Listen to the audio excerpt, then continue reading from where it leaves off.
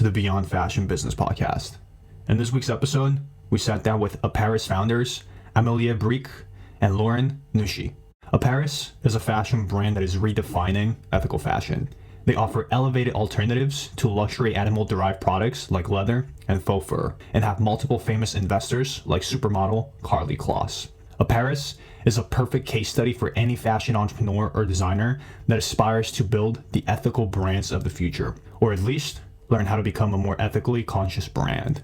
This episode is a masterclass on the foundations that you need to understand in order to start an ethical fashion brand, or implement a more ethically conscious approach to your products. Due to the deep nature of this topic, this conversation will be divided into two parts. This first part of our conversation revolved around building your first product, building your production infrastructure, your most important roles and first team hires, expanding into other categories, and an introduction on building the foundations necessary for growth and scale. If you're interested in joining our free fashion business course or our community of fashion entrepreneurs, make sure you click on the links on the description on this episode. Hope they are valuable in your fashion journey. Without further ado, let's get into this week's episode. Perfect. Lauren, Emily, thank you for being on. Welcome to the Beyond Fashion Business Podcast. Thanks for having us. By the way, you're both French, right? Yeah. I have to say, I am very surprised with the English speaking ability. It is perfect. Y hablamos español también. Of course, it's my mother tongue, yes. Yeah, I don't speak Spanish, but I mean, we've both been in the US for quite some time, so our English is still getting better and better every day, I guess. Yeah, no, it is. It sure makes my job a lot easier, which is not very common when I'm speaking with French founders. They have a lot of very valuable information to share, but French people like their own language.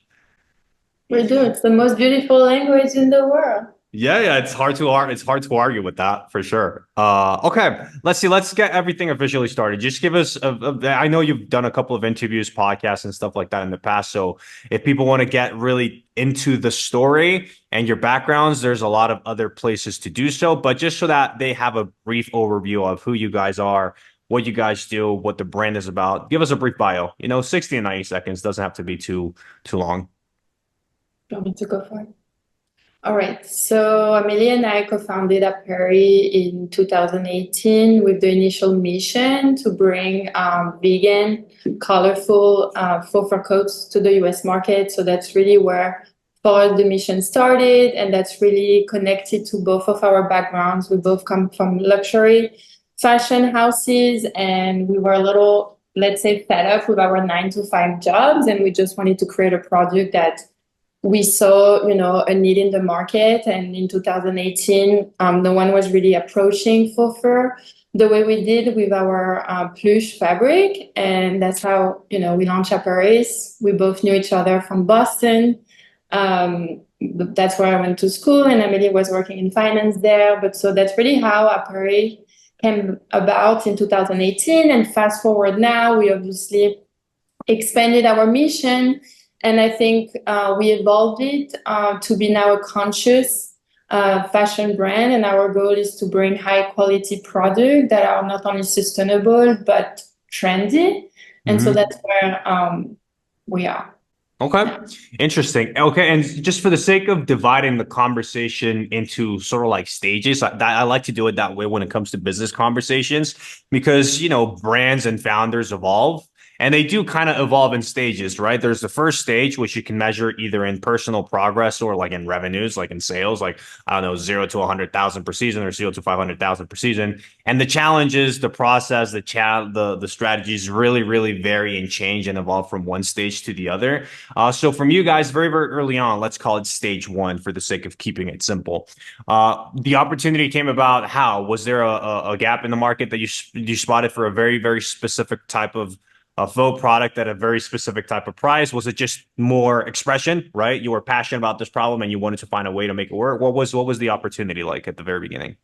Yeah, I think it's funny that you're mentioning the different stages, because here internally and all of our team know that we're on Apparis 3.0 iteration. So it's quite something we we all have in mind that we're in our third iteration of the brand, and we all know there's going to be plenty of other iterations. So the first one was really when, it was just Lauren and I, for a while. We started really, really small, completely bootstrap, to the extreme.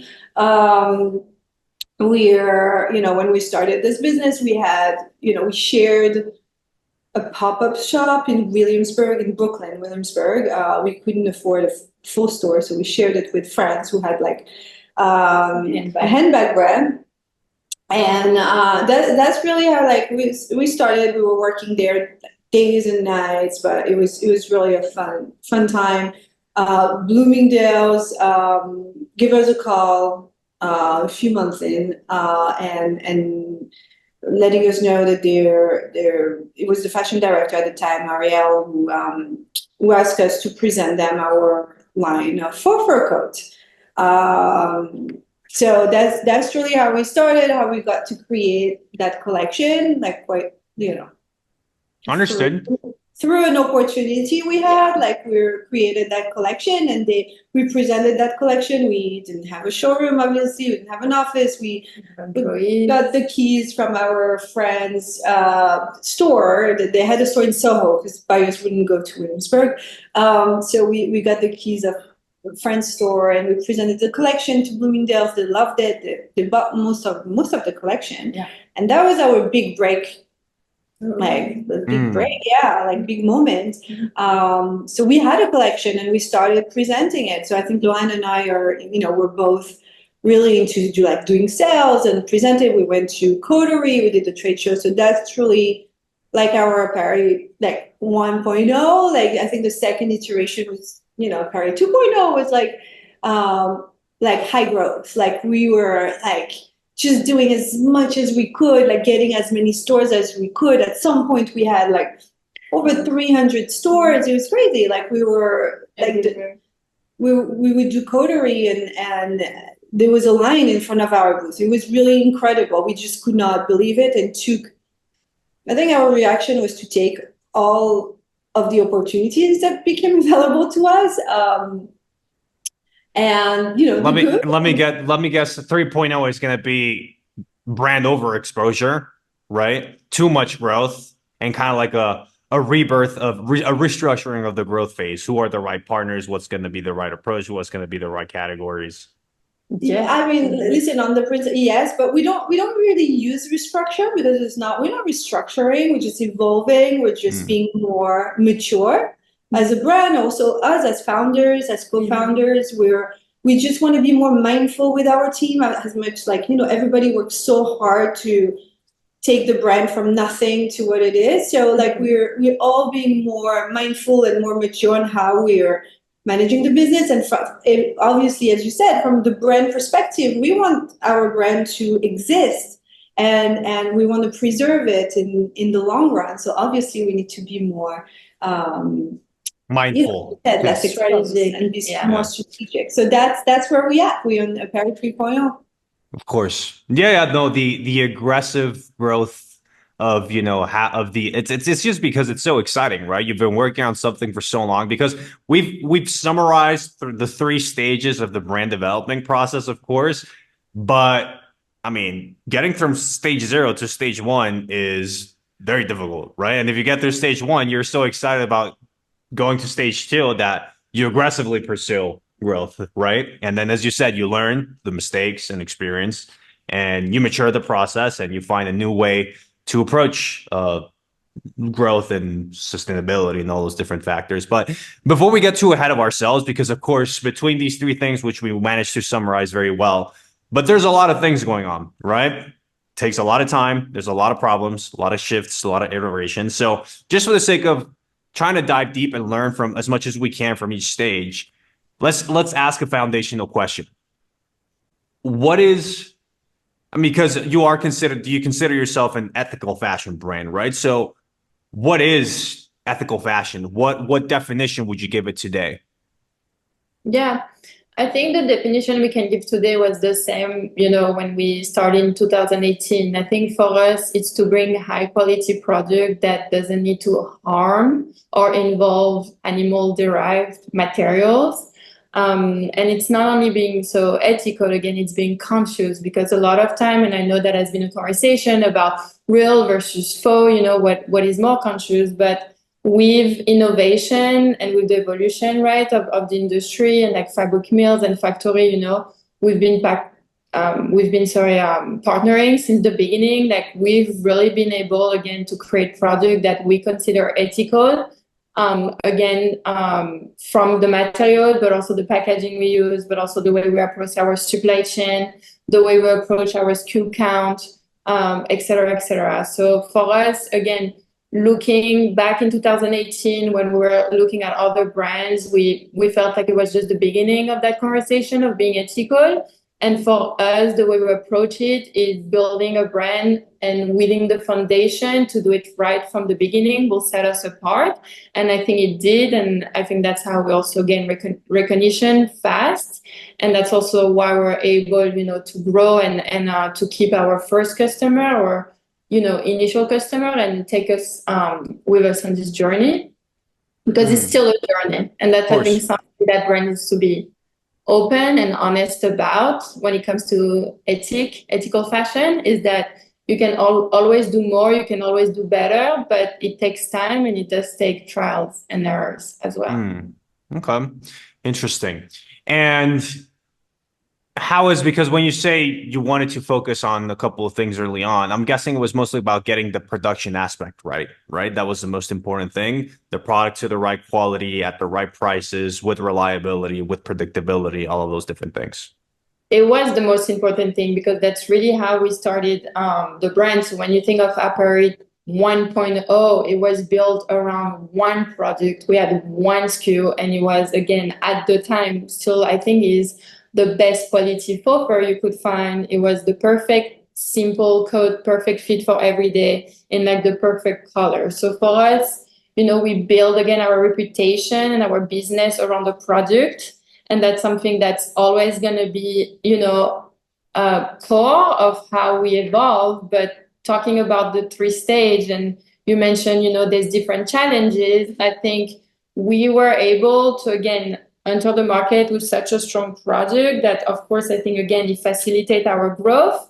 But now we have new challenges. And the new challenges is, of course, keep up with innovation, right? But also for us, and it's a different conversation that I think we're going to approach, is how we have a strong product, but now the goal is to build a community around the product. Interesting. And how, now that you have a more general and better understanding of the industry as a whole, what benefits, what pros and cons, essentially, in hindsight, have you identified of having a very specific approach to product early on, like one product doing it very well? Because it's not very typical from this industry, right? Most people in this industry think that the collection is the way to go early on. And again, it has pros, it has cons. So in your area with ethical fashion, what pros and cons have you found? What pros and cons do you see at those early stages? Yeah, I think really the pro for us from a business standpoint, like Amelie explained you, we started this business with our own saving and really with a bootstrap mindset. So I think having one mono product, it was very clear, not only for buyers, but from a customer perspective, it was a story to tell that was very simple yet impactful. So I think that was a big pro for us at the time. Cons, honestly, I know it might sound a little cheesy to answer, but I don't really see any, because I do feel part of being a conscious and ethical brand is to be mindful of how much product you pump out. So I feel like our product has such a strong purpose and need that I feel that's the most ethical way to approach our industry. And again, like making a difference and staying true to, again, who we are as a brand. Understood. Yeah. From Go ahead. Sorry about that. Financial, a planning perspective, financial, business development kind of strategy. I think it's not the product that's the issue. I think having this core, like really strong core product, I think is great. I think it gives you that stability, especially as a young business that you're building upon, more product categories around your core product, right? Which is great. But from a financial and business perspective, the seasonality is really challenging because our core product is such a winter, like a fall winter product. Like, how does it translate in the spring and summer month? And how do we generate revenue on a more less seasonally and more throughout the year has been like at least on like an ongoing conversation between us and also with the team, because it's important as we grow and as we're more mindful about like our business processes and so on, to have like continuity around the year.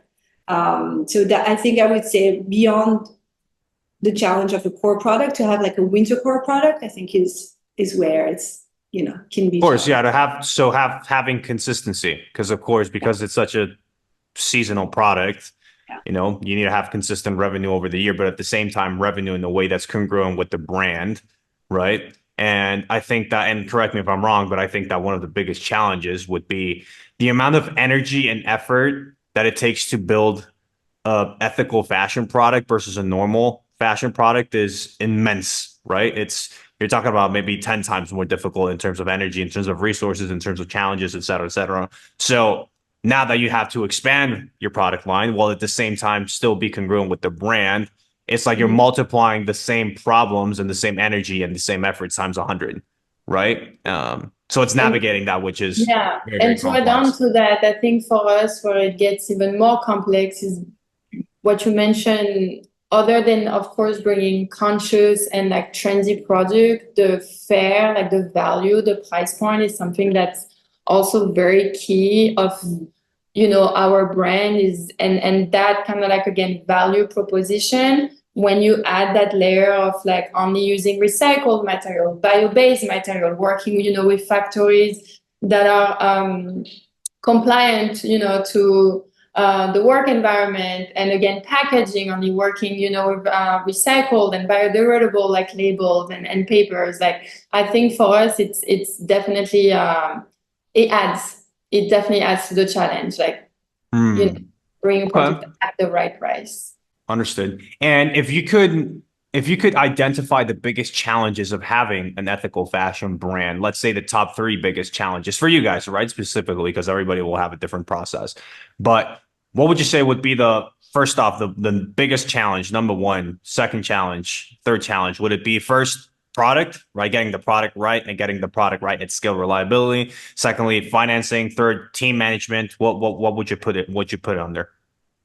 It's interesting because, again, I think, and not to send ourselves flowers, I think we're doing a pretty good job as far as product. If anything, again, for us, where we've had, I think, challenges is how to educate, how to communicate on that with our customer without like almost like teaching her, make her feel, like a little bit too conscious. Wait, am I not like, do I only have to shop a certain way if I end up, maybe buying something from another brand that's not as conscious as Apparis? Like, we don't want to alienate the customer. And I think that, again, so more our communication and how we communicate on all of our pillars, again, about being bold, trendy, but also conscious and like attainable. It's like, what is the best way to talk about that, because it's also very sensitive and I feel like controversial topic in the fashion industry, because there is a lot of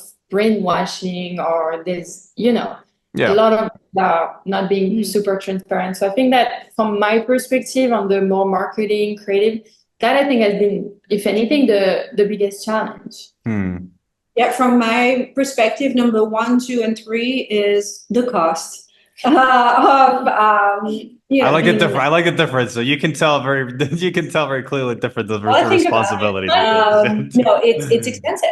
Like, it's here's the issue here is there's obviously an extra cost at our brand level into being ethical. There's an extra cost into the production like the product itself. We know that the fabrics that we're using are more expensive.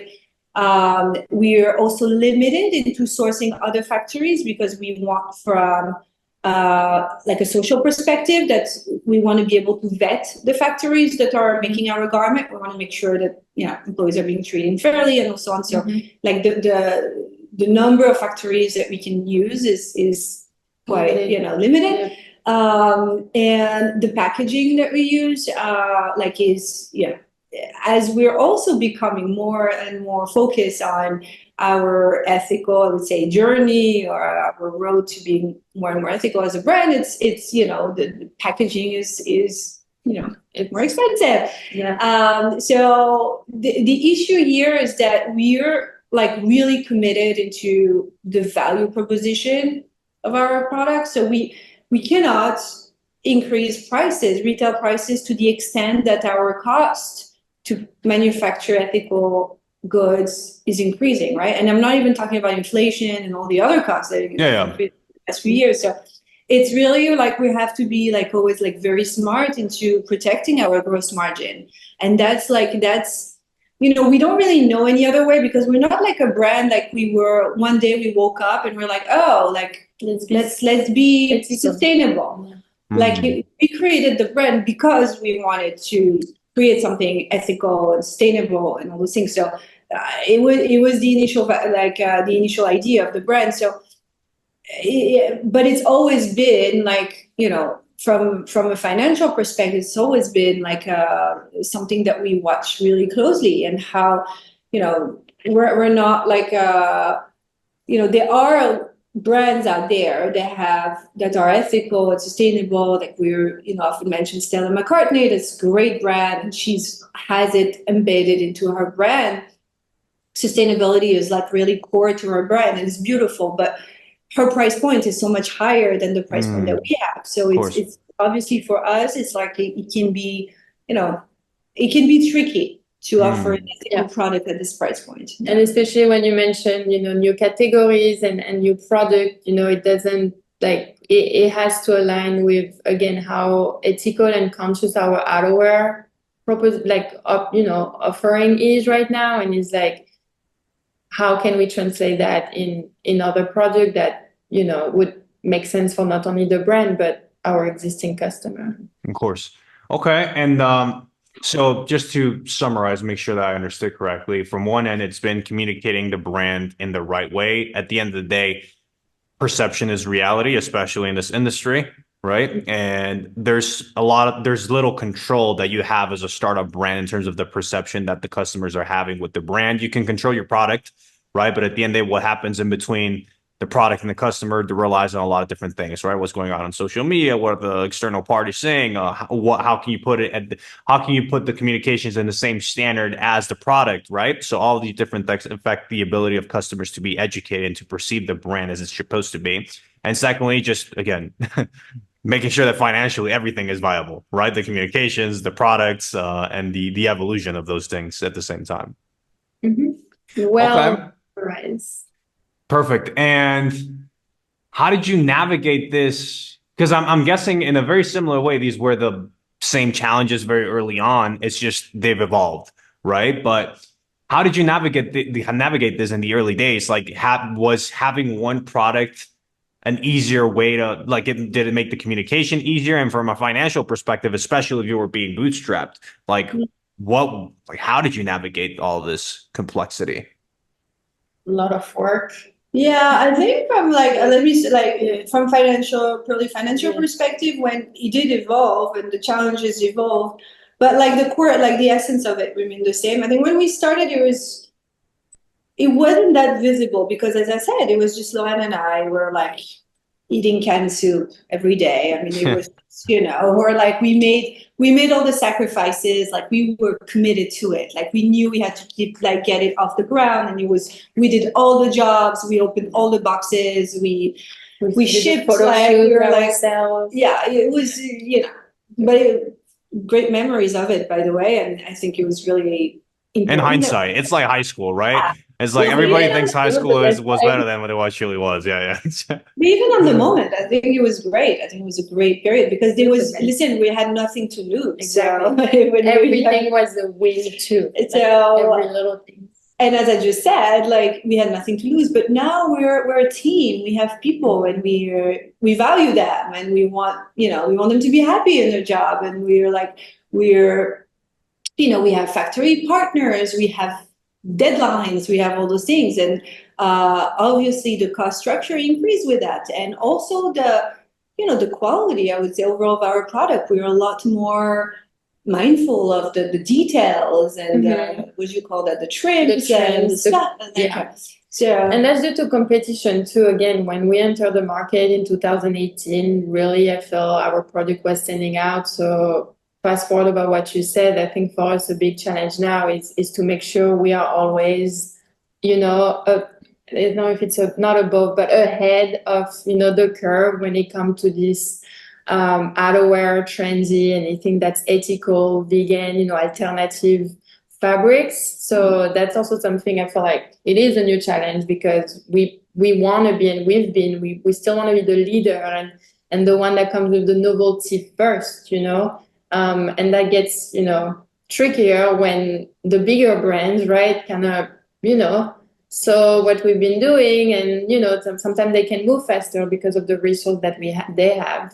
That we don't have, but I think it's a good challenge too. And I think, like Amélie talking about the team, we're a small team, but we're so all passionate about the mission and what we do and the challenges that I think, if anything, I feel like we look at them as just like not really challenges, but opportunities for sure. Okay, understood. And yeah, so essentially keeping costs low. Right? Business costs and personal costs mainly. And secondly would be finding ways to get the product to the standard where you want to get it. Because from what I understand at the initial stages of the brand, it was about building the right infrastructure, right? Financially speaking, from a process perspective, from a product perspective. And when you got all of that right, the product essentially, as you said, started carrying the entire brand forward. Right, because it was getting so much demand. So it shifted from, okay, how do we build an infrastructure that allows us to build a product that people want and build it in a way where we can consistently pursue that, right, without going bankrupt or whatever. And then when we get the demand is how do we start channeling that demand in a productive way? So it's actually, that's, I think, the way you would think it would happen. For us, it happened a little bit differently. We were together, Paris 1.0. We presented our first collection, and within a few weeks, we had literally landed orders from hundreds and hundreds of stores. We didn't even have, just to give you an idea, an iPad. We had paper, carbon copy paper of orders. So we had this stack of orders, like physical stack of orders. And we looked at each other and were like, well, what now? Like we need to manufacture, we need to deliver those orders. We need these people who like trusted us to place an order to, we need to deliver it to them, and we want them to become clients for the future. So that really happened in that way when we had this like huge demand upfront, and then we had to build within a few weeks, literally, an infrastructure that could support not only the demand that we like had at the moment, but also demand like long term, building long term. So because you don't build operations for every year, so that was a challenge, but that's something I think we managed to do quite efficiently. We build operations that are still, supporting us to this day, and are probably going to support us, like processes that will support us in the future. Yeah. So Yeah, it's almost like at stage one, the biggest responsibility of the founders is to figure stuff out until they get that level of demand. Secondly, is to build the infrastructure and the operations that can sustain that level of demand. And the third one is all just essentially how do we do that better? Right. Yeah. Yeah. So we're in the better phase right Yeah. now. That's Like, sounds like a good stage to be in, finally, right? yeah, Superficially, right? The reality is always different, right? If yeah. anybody can learn anything about this industry, everything looks a lot better than it actually is in reality. Can say that. Interesting. Okay. And take me about building that infrastructure. Like, did you start raising investment at that fund? Like when you got that demand, you had around and you used the finances to start building a basic team around that, or was it still bootstrapped, just using the profits? So I made a couple of phone calls. A few of my industry connection from my past corporate life were became really not only useful but like allowed us to build this business. So I think my first call was to Josh at Hilden. They're to this day our factoring company, and the call was literally, "Hey Josh, we got a bunch of orders from great stores, but we don't have any money. Will you back us?" And so he came. He actually made the trip to Williamsburg. We were in Williamsburg at the time. Looked at one of our codes, and he said, "Yes, we'll back you. We'll finance your first production, basically." And so that was that. That was I think that was really important, and really we knew we could go ahead, like move ahead. So obviously we needed people, but we didn't have money, even if they were financing our project. We still didn't have any money for people. We didn't have an office also. So we hired anyone who would be willing to work as a low paid intern, right? Like, Sounds really bad. and they're like, listen, most of them became employees after we made it right to them, but they're like, they really trusted us. So interns, and we started, we printed all the vendor guides from all the department stores, because at the time we had orders from Bloomingdale's, Saks, and all Shop Up and all with Majors. all majors, and no idea how to ship those. So we started reading their guides. And I think the next step operationally was to find a 3PL provider. And at the time, we went to the 3PL that actually fulfilled for most up and coming brands.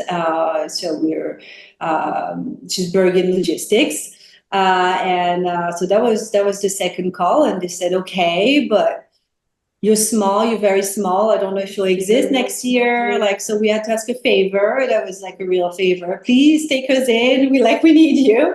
Yeah. And so they accepted.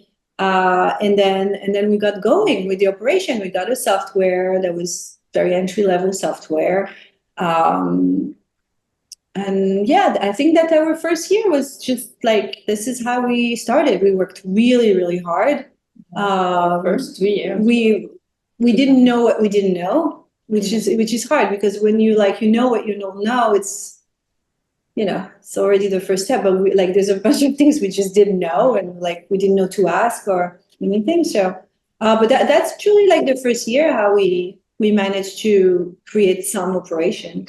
Okay. I would just add on from my side what I think, if it's an advice or something that I think really help, is really finding the right factory and partner. We also, I met this Franco-Chinese man, met him in Paris, and it was kind of the same when Amélie, went to Hilden and say, "Hey, we have a bunch of order. Can you back us? On my end, it's going to Paris." And "Hey, his name is Christian. We have a tons of order. You're going to need to help me, because I'm not a design background person. I'm a creative and I'm a strong product person, but they also really like having that trust and that relationship with the factory, which I visited the first year, went to China, spent a couple weeks there. And I also think it was really like, you know, a game changer, and it really helped. That's for sure. The first seasons and with production, and like you said, like importing goods from China to the US for us and booking, you know, freight. Like they were really good partners, and I do think it allow us to, you know, be confident and like keep going and growing. Right. Okay. And would it be correct to say that, and you know, at the first stage, which is sort of kind of like validation stage, because I've found in my own experience that every single stage, the kind of like the most important piece of advice that I would give myself is almost people related, right? Find a better ... Find a better vendor, find a better supply chain or logistical partner, find a better agency or distributor, find a better team member ... So that's different stages, different people, but it's always find somebody else, right? Find a right partner, find the right person.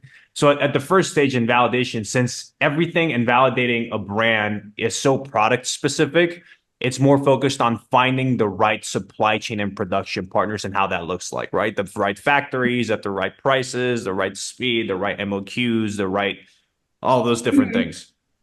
But And then then, sorry. Go ahead. No, go ahead. Sorry. No, but just to add to the point, I think for us and where maybe we did things a little different ways, that we had found the right partner, you know, that could make the right product. And then we then moved to the phase of selling the product. And then the last phase, right, okay, now we need to actually build an infrastructure. Mm-hmm. So for us, I feel like we really streamlined. And I think that's why we entered the market in such a strong ways, because we had figured that out before even, you know. When we presented, you know, like Bloomingdale's, the collection, we were confident that we could deliver on the production, like on the production side. We knew, like we were confident about it. We're not confident about how, but we knew the factory, like we knew they would like be good partners. The pricing work, again, the MOQ you mentioned, it's a triggering word for my team. Works. Like we had that like on lockdown, you know, so it was just, then selling it and how to then ship it. Okay. And in the stage 2, kind of like growth phase, how did that problem evolve? Was it we were developing new products and therefore we had to repeat the exact process, but with 5 different products and therefore a lot of other different external partners, or how did that problem evolve?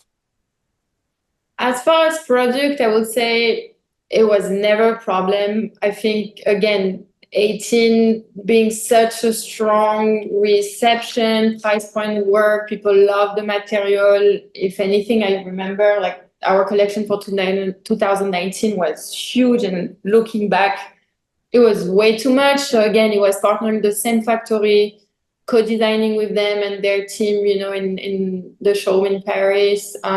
Delivering in time. Yeah, it was just so exciting. Like buyers, they had a great sales through. It was just like, so like 2018 really did so well that I think 2019, again, for us, and we stayed, we didn't really expand categories at the time. We were still just like, we just blew up what we did in 2018. So I don't remember any like challenges. Well, no, I think it was like the infrastructure that we built initially worked for like 2 years. Yeah.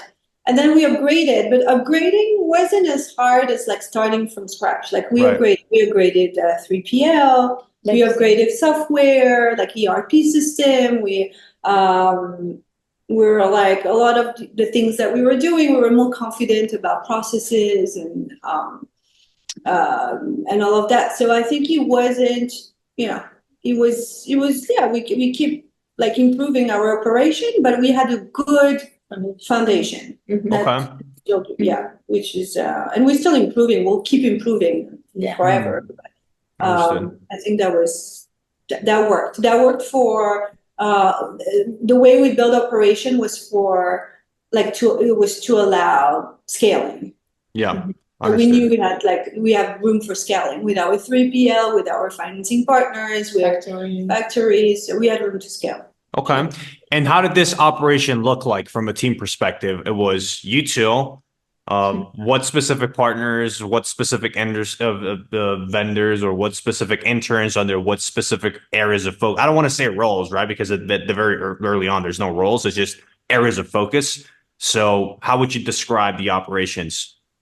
When we started, or now? Yeah. Like the foundations of the brand from an operational perspective.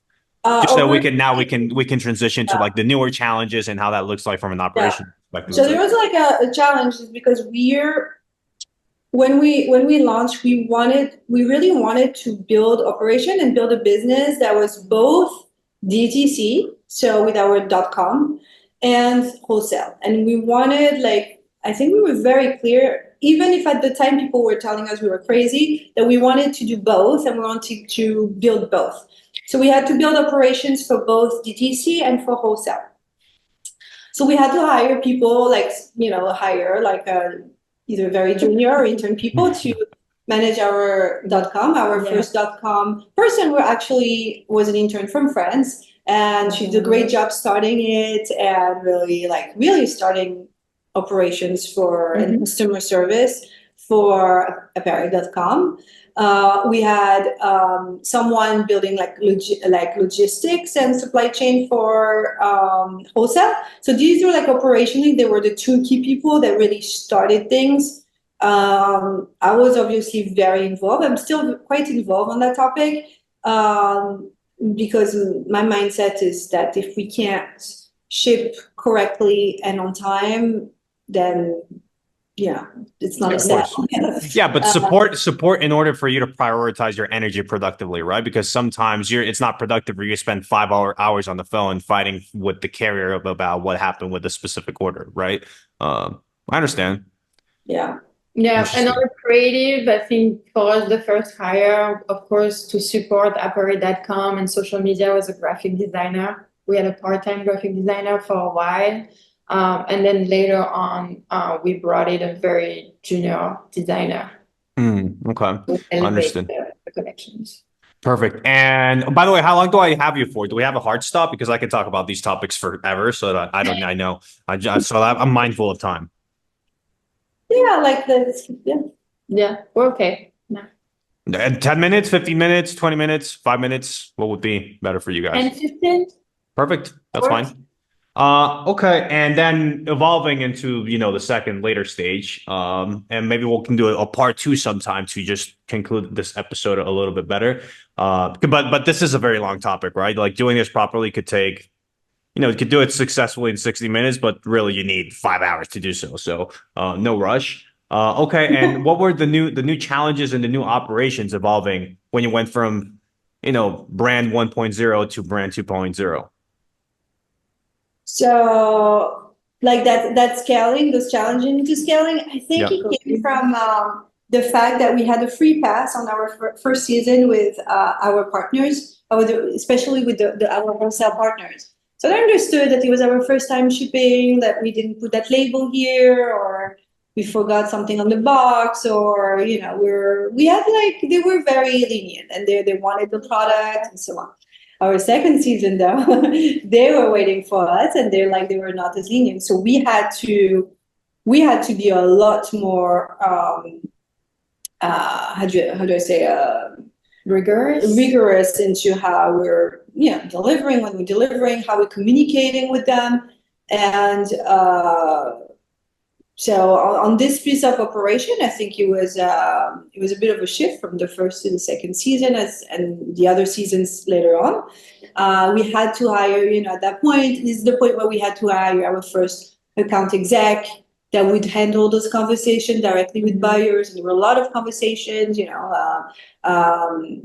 beyond just taking an order. And then from a logistics perspective, I think we also we needed to be working with a partner that would dedicate time, because it's shipping a wholesale order for a retailer, it demands it can be very different from one retailer to the other. Sometimes they want a hanger on their coats. Sometimes they ask for their own, we do things for them, we put their label on our product very often. So there's a lot involved. So we basically, our partners became more demanding, but we also became more demanding with our partners and also with our employees, because we were hiring people who were more experts and more senior into this our operations. So Right. Okay. But I'm guessing you had raised capital at this point, right? You raised capital with the person that you mentioned early on to fulfill the production and to actually produce, but then to hire better talent. How did that? No, so our factoring partner is truly so they do factoring, and I'll explain briefly. They handle our accounts receivable, and they give us basically some type of protection of insurance when we ship a client with terms. So they act as like almost like an insurance for, that's how I would describe factoring for our shipping, but they also do like short-term financing. So they finance production. So this is not capital raised. They're not just involved debt. in capital. This is short-term, very specific short-term debt, like what's called pure financing. And so no, what happened is that we had people calling us, and they say, well, we saw your brand and we want to talk. So we had a number of people coming to visit us and said, do you need money? And we were like independent investors or like private equity firms? And yeah, they were so the first ones were VCs, independent investors. The first one in particular was became our lead investor later on, but she came to see us and she said, I saw your collection online, I bought your coat, I love it. I love what you guys do. I want to, she wanted to support female founders. We really hit it off with her.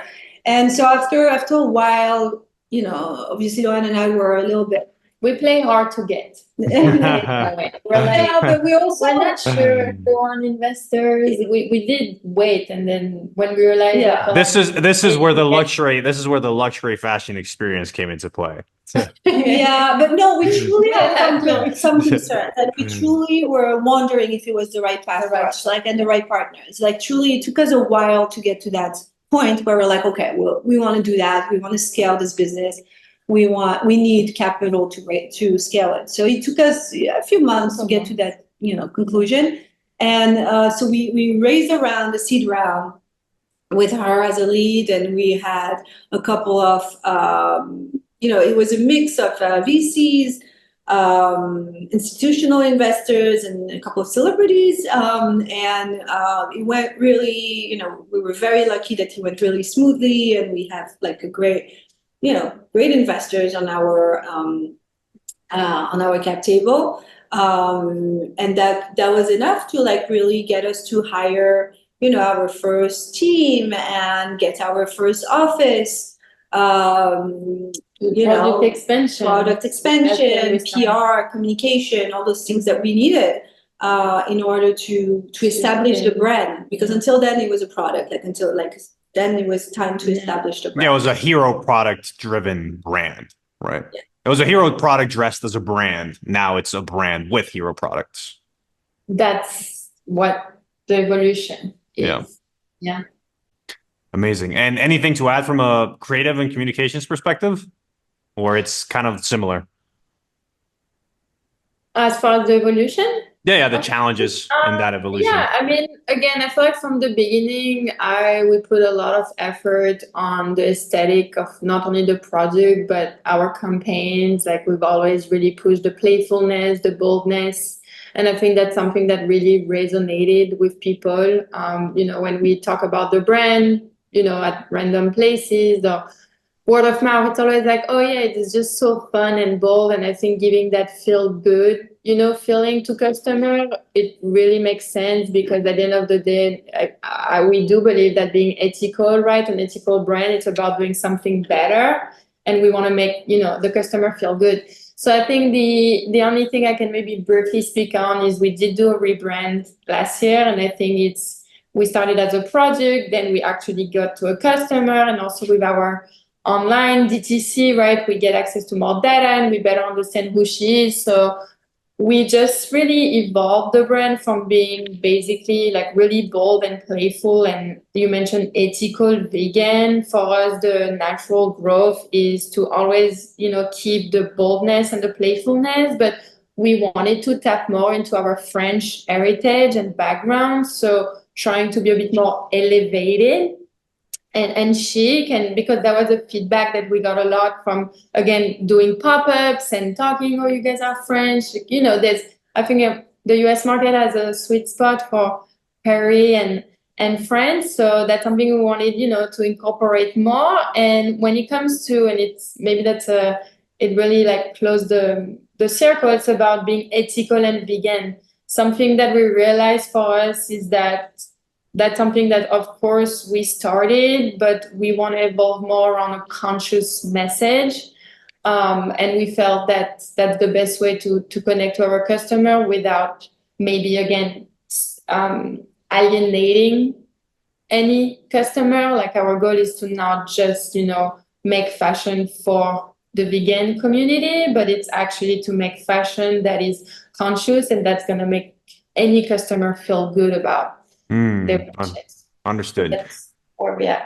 Understood. So at the very beginning, it was, from a creative and communications perspective, it was focused on a really good, an ethical product at great prices that was very playful, and that when transitioning into a brand, and because you had the data, the D2C data to rationalize and make these decisions, it was okay. Now this is the playfulness, the ethical driven fashion, still good, great quality, still relative good prices relative to quality, but at the same time, the sophistication, the history, the heritage that's required to transition from a product to a brand, from a good product, from a great, playful, ethical product to a great, playful, ethical brand.